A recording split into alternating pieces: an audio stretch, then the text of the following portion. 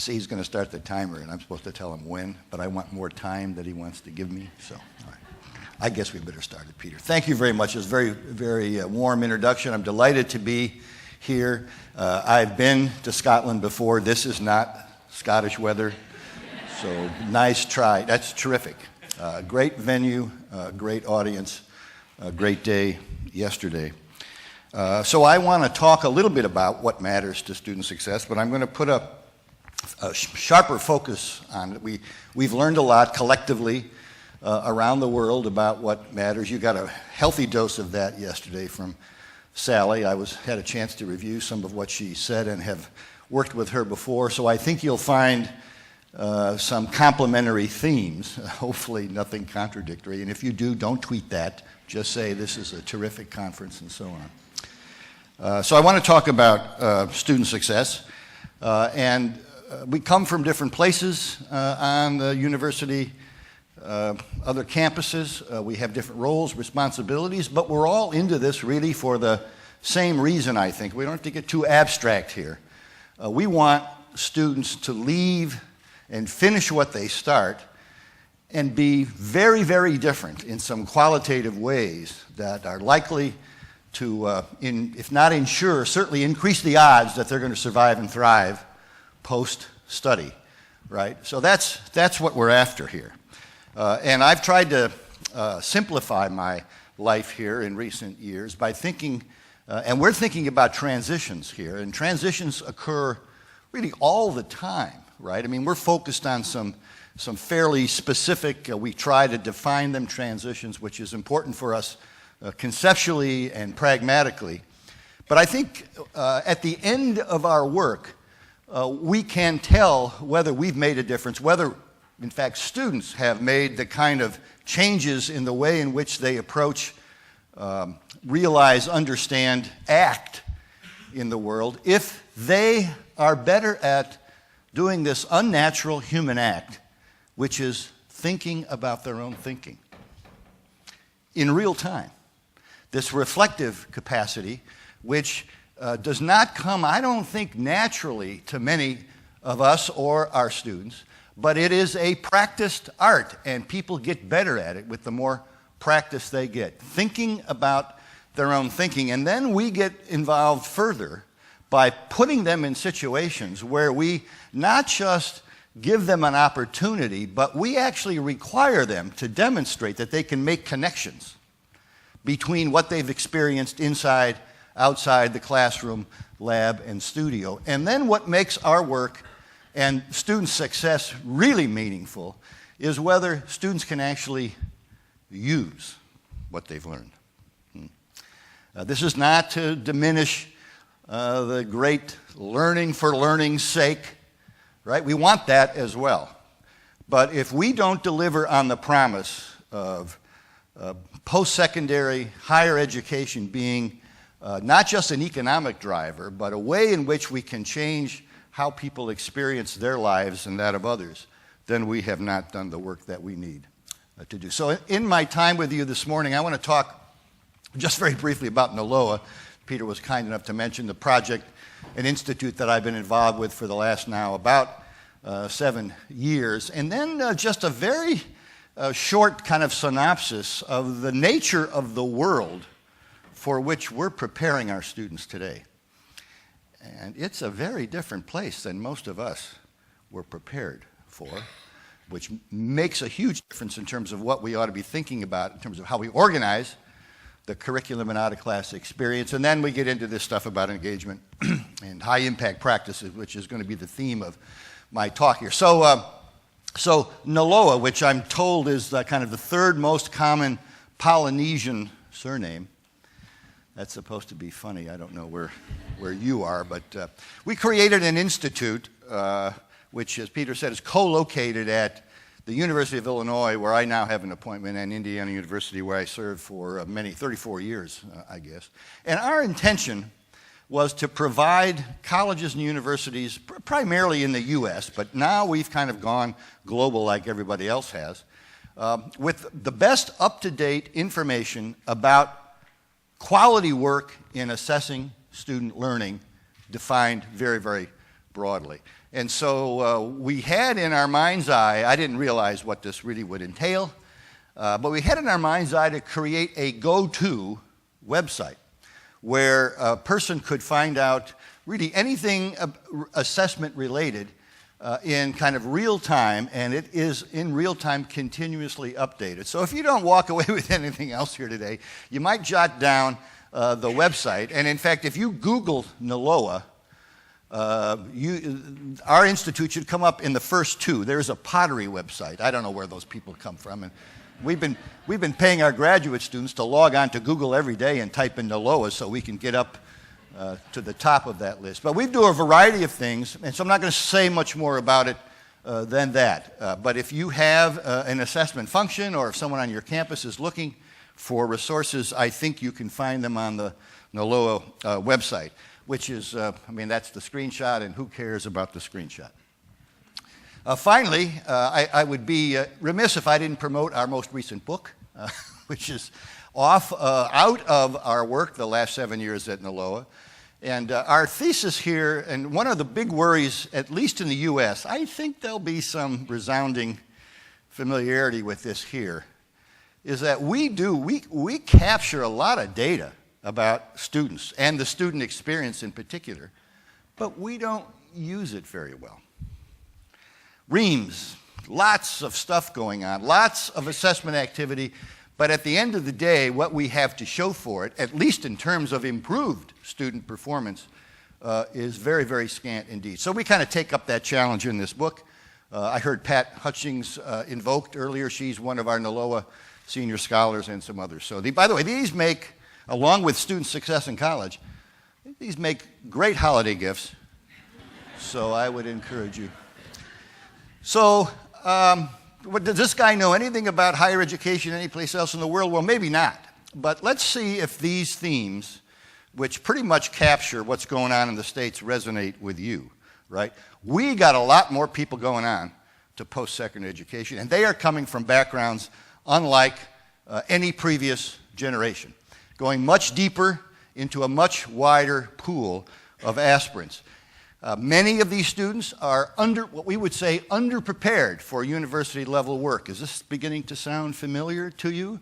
Right? Not necessarily because of their own fault, but because of the circumstances in which they've grown up, impoverished backgrounds, poorly funded schools, and so forth. It costs more today to go to university in the U.S., and by a large margin. And so we are increasingly criticized. And the student, now this is a difference probably, but the student loan debt in the U.S. now exceeds that. The cumulative student loan debt, as you may know, exceeds that of credit card debt in the U.S., which has some remarkable implications. And we're moving the cost, we've moved it significantly from government or state, as we say, support to individual students, which has increased the student loan debt. They've had to take out more money on their own. So if you will, we, collectively, society, not supporting students or student education as we used to. There was a time, many, many years ago, where most students went full-time to university. Well, you know that's different here as well. And then increasingly, which is part of the reason we got into the NALOA work, is that there is this chirping about the quality of what actually happens to students. And that's what we're here about, right? That's what enhancement is about. How do we demonstrate that we've actually made this qualitative, meaningful difference in the lives of students in terms of giving them the kind of educational preparation they will need to survive and thrive? So this is the context out of which I'm coming. I think most of what I know about you fits that scheme pretty well. And our work shares many of the same major concerns, right? The economy, your major employers, more of them want more people with better education. More. And they want people who can demonstrate what they know, but equally important, they can use it immediately on the job. That's not new to us. Now, what's going on, some of what's going on in the States is we've got a lot of think tanks and other organizations that are probing, looking at what kinds of educational backgrounds are sufficient, or in fact are superior, for the kind of work that employers are asking their employees to do. There's this organization at the Georgetown University, Tony Carnevale runs it, called the Center for Education in the Workforce, and he's got a great job. He's got a bunch of number crunchers, and what they do is they look at all the data that they can collect, that is being collected, not just by them, by many different kinds of organizations, to find out what kinds of backgrounds people have who do what kinds of work for how much money in this churning new kind of economic age. And what they've discovered is something that perhaps many of us have intuited, and maybe some of us even have data, and that is one of the things they've discovered is in terms of a person's ability, capacity, preparation to do well post-university work in the workforce, it doesn't really make that much difference what you majored in. I mean, think about this. 3, 4, 5 years out, most of what a student has learned, most of what we know about a given field is already obsolete, right? So you're going to need to do something, and that is to add to that. So what you've majored in is not the trigger, nor necessarily where you went to university. This notion about elite, highly selective institutions providing people with a, quote, superior education. Well, there's a lot of prestige stuff going on here, but in terms of one's ability to function effectively post-university, you can take that off the table. Maybe an early start advantages students from highly selective, prestigious universities, but later, all that stuff gets washed away. What really makes a difference, they find as they analyze these data, is whether a person leaves the university with what they call these broad cross-cutting skills. Broad cross-cutting skills, which become the foundation, I think, for lifelong learning. And we know what these are. We've been writing and talking and thinking about them for decades, right? Critical thinking, analytical reasoning, the ability to communicate effectively across differences, both time zone as well as human differences, right? And so when people have reflected on what it is that students absolutely need, essential learning outcomes, this is no longer a product of elite post-secondary education. What people are saying today is that every level of post-secondary education, tertiary education, as you might call it, we need some levels of performance targeted or benchmarked against these kind of general chunks of background, understanding, educational preparation. The first three of these are pretty familiar to us, right? They look a lot like kind of basic overview courses that we expect all students, a smattering understanding of how the world operates, different disciplinary perspectives, and so on and so forth. And I've already mentioned some of these intellectual and practical skills, analytical reasoning, critical thinking, and so on. Our catalogs are replete with wonderful descriptions of these things. And we also talk a fair amount, at least we do in the U.S., about developing a kind of a code, an ethical code, and a sense of responsibility and tending to the commons. This is part of a value structure that we think is essential to sustaining a vibrant democracy. We don't do a very good job of that in the U.S., but at least we talk about it a fair amount. What I want to, though, emphasize this morning, for reasons that I hope, if not now clear, will become so, is this last category of what every student needs to accomplish, at least the beginnings when they're with us. And this is the set of what we call the capacity for deep integrative learning. Deep integrative learning, right?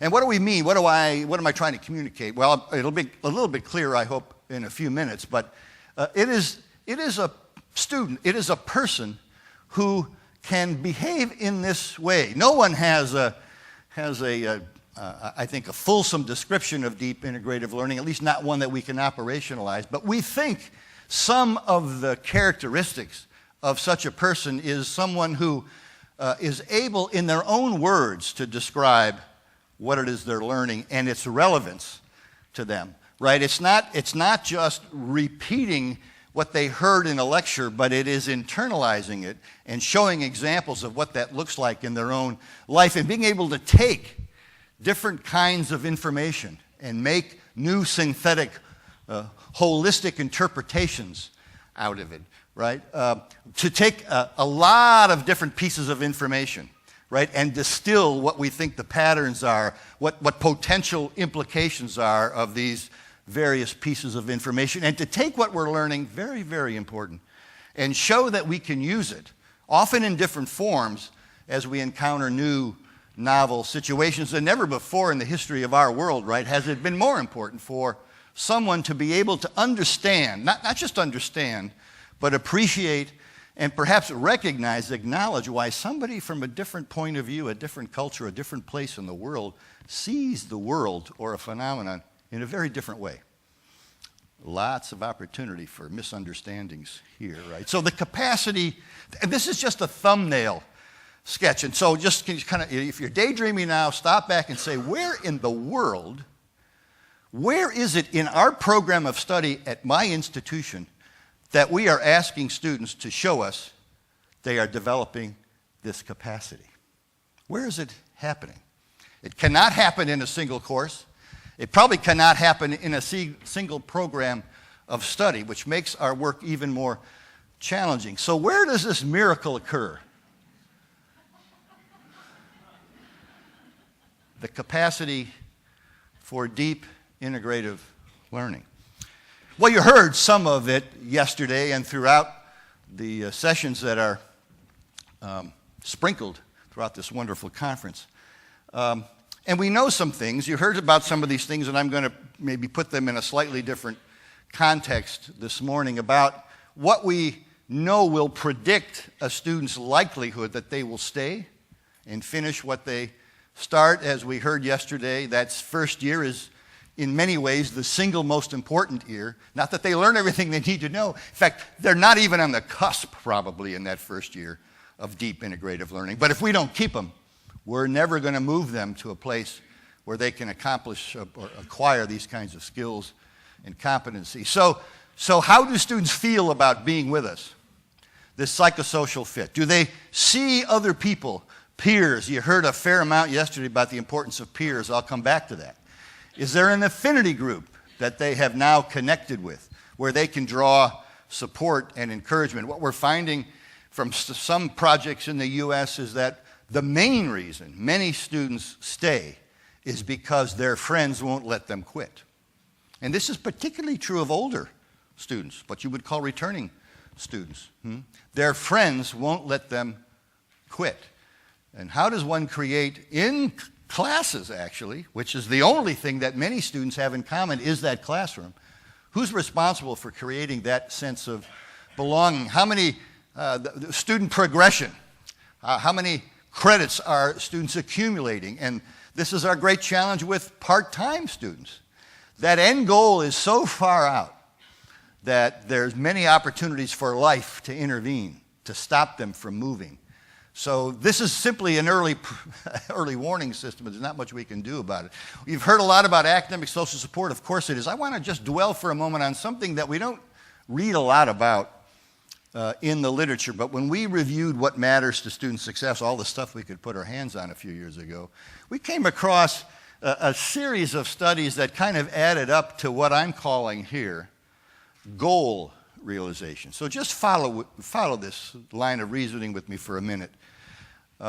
If a student cannot explain in their own words why they're at the university, this is a student who is at risk. The student cannot see relevance, meaningful connections between what they are hearing in lecture and something that has concrete appeal to them outside the classroom. This is a student who is at risk. This is a student who's wondering why they are spending their time here when they could be doing other things. Goal realization, the ability of a student to discern relevance from what it is they're hearing, seeing, and we hope learning. A student who is at many moments in time sitting through our courses who's at sea, cannot make a meaningful connection and therefore in those moments of despair, and there are many, as you know, especially with first-year traditional age students, it's easy for them to say they should be somewhere else.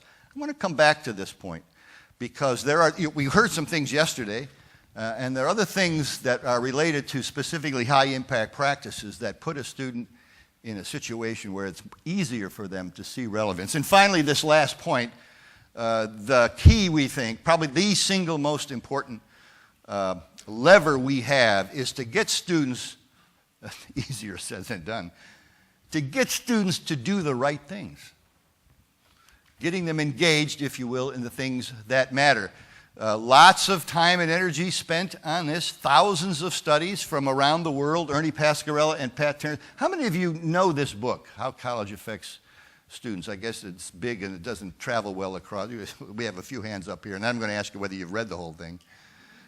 Nah, they haven't read the whole thing. It's 650 pages. But the point is, it probably is the single best digestion of what we know predicts and will matter to the outcomes we are after. And after they reviewed all of this literature, what it is they come away with are the kind of more or less unequivocal conclusion is we can design classroom, lab, studio activities in ways, and even the out-of-class experience, in ways that get students to invest more time and energy in the things that matter, student engagement. Institutions can do this with intentionality. And as you heard yesterday, it's not just what goes on in the formal curriculum or classrooms. Students spend 70, 80% of their waking hours somewhere else. That's a lot of time to spend and either have it be in discretionary activities that don't really count or are not part of the reflective, right, component of what students are doing while they're at university. So the out-of-class experience, empirically, we've found, others have found, also matters. The ways in which we can make tighter connections between what students are doing with their time outside, at least tighter connections in terms of how students are thinking about what's happening to them outside of class and what they are studying. I'm going to come back to this in a moment. How do we create these connections that are, as they say, mutually reinforcing? So this notion of student engagement, pretty straightforward. You've probably heard the drill so many times you don't want to hear it again. It is not. This is very important for our work, especially as more and more students come to us from wider and wider backgrounds. It is not who that student is that will matter to how much they gain from their time with us. It's what they do. That age-old truism, you can join a health club, right? But if you don't go there, you end up looking like me, right? So it's how do we ensure that students, in fact, are working out, let's just stretch the analogy beyond credulity here, in ways that matter to the outcomes we are after, right? So it is what we do in this instance. It's how we organize in-class, out-of-class experiences, how we organize with best theoretical, conceptual, empirical data to support the first year inside and outside the classroom. And Peter was kind enough to mention the book, Student Success in College. If I'd have known you were going to mention it, I would have brought copies. No, I wouldn't have brought them. I would have sold them. Are you kidding? But it's in that book that we share what we learned from 20 what we call educationally effective institutions in the U.S. These are places that have designed their institutions intentionally so that students graduate at higher rates than you'd predict, given who those students are. We can do these kinds of statistical manipulations. And they're also more engaged across the board than you would expect. So we've learned a lot about these kinds of places, and we have known, and I mean collectively we have known. We may have slightly different labels for very similar educational phenomena, but we know what works with most students most of the time when tailored to certain differences, right? We know that contact between students and their teachers and support staff, it matters. Now, it matters, but not often in the way we think. This is one instance. Every one of these very straightforward notions, pedagogical practices, undergirded by policy and so forth and so on, these are things that we know matter, but each of them has some different kinds of twists. So we too often think that more contact between students and their teachers is better. This should have been an audience participation thing, right? Because yeah, of course. Well, it's not the frequency. This is where we get misled sometimes. It is what transpires during that contact. True enough, certain students will need to have more contact than others. In fact, we found in our own work that first-year students who have the most contact with their teachers are among the least satisfied with the university. Now, does that mean shame on you? Well, no. Many of these students are struggling. And so the nature of their contact with their teaching staff is to find out what in the world's going on. Or I'm calling you in to say you are not performing at a level, so you can understand why they might not be wildly enthusiastic about their experience. But if those same students get through that first year, then their perceptions and attitudes tend to change. Well, each of these, and there are others, of course, these are not the only principles that matter, but they have stood the test of time. There's probably somewhere in the Old Testament some version of this, right? But each of these matters, including figuring out how we can harness the power of peer influence and have students learn not just from one another, but how to work effectively with one another. And it turns out, as you well know, that students who have demonstrated the capacity to work effectively with others, this is highly prized in the economic sector, isn't it? And so I'd ask you again to step back for a moment and say, where in the formal curriculum, for example, are students getting practice at this?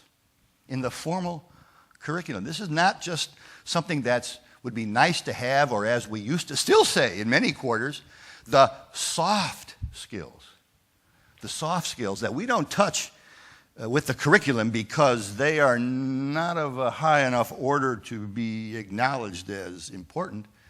And it turns out that the difference between the students who do well later and the students who don't won't be about how much they've mastered knowledge in the discipline. It is whether they can use it effectively. And part of that is working effectively with others. Well, all of these things, I just should say, these are some of the this was the baseline work that helped us create, that we built the National Survey of Student Engagement on. We weren't the first to see this light, but we took it to market, and people who have used it have done important things, not the tool itself, certainly. And so there are two versions of this, and some of these are floating around now in the rest of the world, in the UK, in Australia, South Africa, and so forth and so on. It's become, if you will, a worldwide epiphenomenon. And it's not, it doesn't tell you everything you need to know about the student experience, but it is a diagnostic. And the fact is we have learned a lot more about the student experience. Mostly, though, we've simply, with 4.5 million students across the U.S. and Canada and elsewhere in the world, verified what we already knew. That's why you pay me the big bucks. The more engaged a student is, that is, the more time and energy they spend on the tasks that we say matter, reading, writing, problem solving, interacting with their teachers and peers outside of class.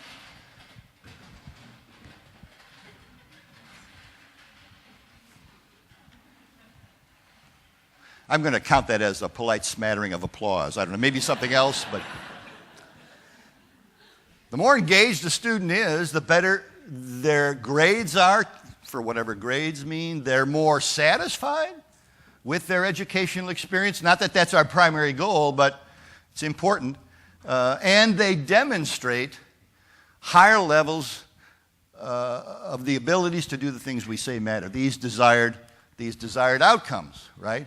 Now, oh, that the world were that simple. If the world were that simple, we wouldn't be at this meeting, right? We just kind of putting things out and letting students take them. It turns out that not everything affects every student the same way, right? Different kinds of educational activities seem to benefit certain groups a little more than others. We call these conditional effects. If we had more time, I'd go through some of these. It turns out, for example, I mean, go figure, who would have thought this, that women would more often do the right things during college than men. I mean, I don't know where that comes from. It's sex bias. But it turns out women spend more time studying. They interact more with peers about substantive matters. You women, I don't know. But the other thing we also know, in fact, Shelley, I had this on one of her slides yesterday, that the differences always within institutions or within groups, such as women, for example, to name a group, the differences within a given group are always greater than between groups.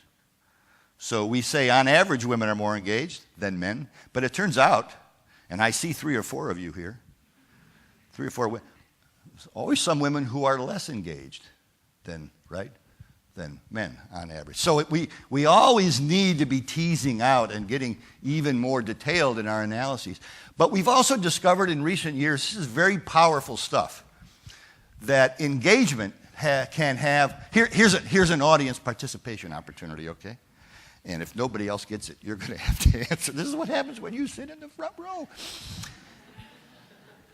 Engagement has, on balance, compensatory effects.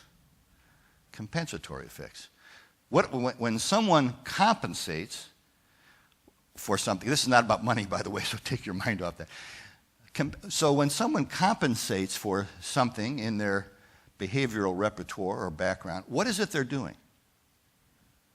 Compensatory effect. Okay, everybody's sleeping. You want to take a shot at this? I don't mean to put you on the, I guess. Come on, somebody could raise a hand. Yes. They're making up for some. They're making up for something that they lack when we compensate, right? Well, so thank you. So it turns out that the more engaged students tend to move beyond limitations and benefit from college in ways that you wouldn't predict. I'm going to show you a little bit of that in a moment. But I want to get to this point here about high impact practices, something that has, I'm overstating it here because I can, because if I were back in the States, I wouldn't say it quite this way. But this has become a bit of a firestorm in the U.S. The last 6 or 7 years, we have labeled, because we have found empirical evidence that certain things, when students do them, benefit those students in unusually positive ways. We've come to call these high impact practices. We've done a fair amount of writing about this. How many of you are familiar with the phrase as it comes out of AAC and use? Just a few. You'll be familiar with what these practices are, however, just about everyone here. So we've done a fair amount of writing. This was the first, and I should say this comes out of the engagement, the NESE stuff. I'll say this, and nobody tweet this. You can't tweet this. So we're sitting around, in 2005, and I'm saying, we got this list of things here, but we don't really know internships and first-year seminars and learning communities and study abroad. We're asking students, have you done a research project with a faculty member? And I said, folks, let's have a look at this. This is atheoretical research. Let's just see what these individual activities are related to with the rest of our engagement stuff and other data we can collect on students. And so when we started looking at students who studied abroad, students who've done service learning, does that phrase have meaning here, service learning? This is a course, faculty member, staff design course where students actually spend some time beyond the classroom applying what they're learning to see whether that stuff makes any sense in the field, whether it's biology or social work. Very powerful pedagogical strategy, service learning courses. It's on this list. I'll show you the list in a moment. But at the bottom, in fact, why don't I just press on? We published this in 2007, and since then there have been multiple publications coming out of our friends at the Association for American Colleges and Universities, individual institutions, showing that when students do one of these things, I just want to call, I actually probably got these slides in the wrong order. I want to recommend all these, and these are all available online, I think, from the Association of American Colleges and Universities, but this particular publication demonstrates over multiple institutions with tens of thousands of students from what we're calling underserved backgrounds. These are less well-prepared students, students who come from racial and ethnic groups that are historically underrepresented. They benefit far more. Everybody benefits. Well, let's move on, and I'll show you. So what am I talking about? I've begun to give you a list of these things. This is the first-year seminar. The way we define it in this list, it's not an orientation to college class. It's a discipline-based course taught by a staff member, typically small, 18, 22 students, might have a peer preceptor